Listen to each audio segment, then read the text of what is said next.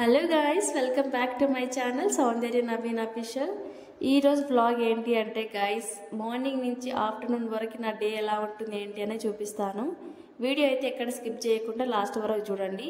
Video కూడా ఎక్కువ length ఏముండదు, ఒక 5 minutes to 4 minutes మిడిల్లో ఉంటుంది అనమాట. సో నేనైతే ఇప్పుడే లేచేసి ఇల్లంతా ఊకి తూడ్చాను అనమాట. తర్వాత కిచెన్లోకి వచ్చేసి బాసాలు క్లీన్ చేద్దామనేసి స్టవ్ అంతా కూడా ఇట్లా నీట్గా క్లీన్ చేసి పెట్టుకున్నాను. దీని తర్వాత బాసాలు క్లీన్ చేసుకోవచ్చు అని నేను మార్నింగ్ లేవగానే ఇల్లు క్లీన్ చేశాను. అది వీడియో షూట్ చేయడం మర్చిపోయాను, బ్లాగ్ చేద్దామని అనుకోలేదు. తర్వాత చాలా డేస్ అయిపోయింది కదా వీడియోస్ పెట్టకని మళ్ళీ వీడియో అయితే షూట్ చేస్తున్నాను అనమాట. ఇక్కడైతే బాసాలన్నీ క్లీన్ చేస్తున్నాను.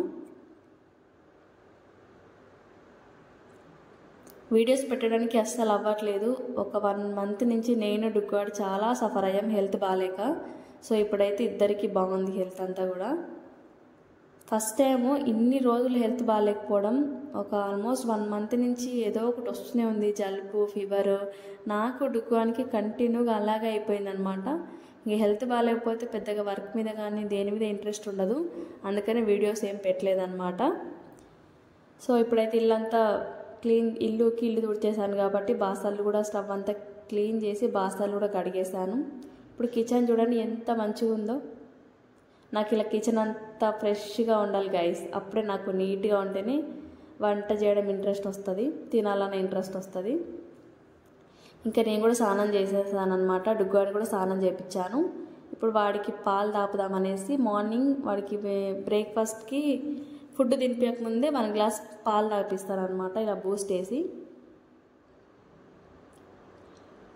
వాడు కూడా నాతో పాటు స్నానం చేస్తాడు. ఎంత ఫ్రెష్గా అంటారు కదా, ఇప్పుడు సమ్మర్ స్టార్ట్ అయిపోయింది, పిల్లలకి కొంచెం మార్నింగ్ స్నానం చేయించినా ఏం కాదు.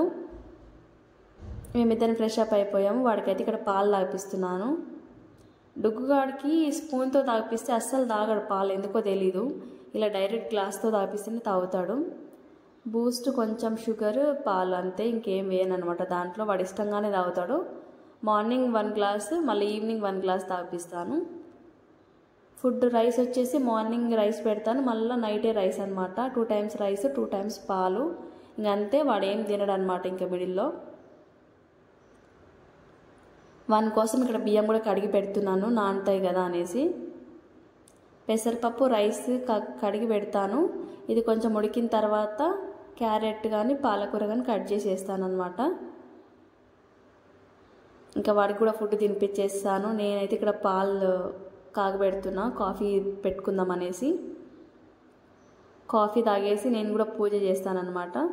దాని తర్వాత ఏమైనా వర్క్ ఉంటే చూసుకుంటాను. కాఫీ తాగేసాను. ఇలా పూజ చేసుకుంటే ఇంట్లో ఎంత బాగుంటుంది కదా. పూజ కంప్లీట్ అయిపోయింది. అనుకోకుండా నవీన్ చికెన్ తీసుకొచ్చాడు అనమాట. సో ఇక్కడ లంచ్లోకి అయితే చికెన్ ప్రిపేర్ చేస్తున్నాను. మార్నింగ్ ఆల్రెడీ దోశ చేశాను, బట్ కొంచెం డుగ్గుగాడితో అవ్వట్లేదు అన్నీ షూట్ చేయడానికి.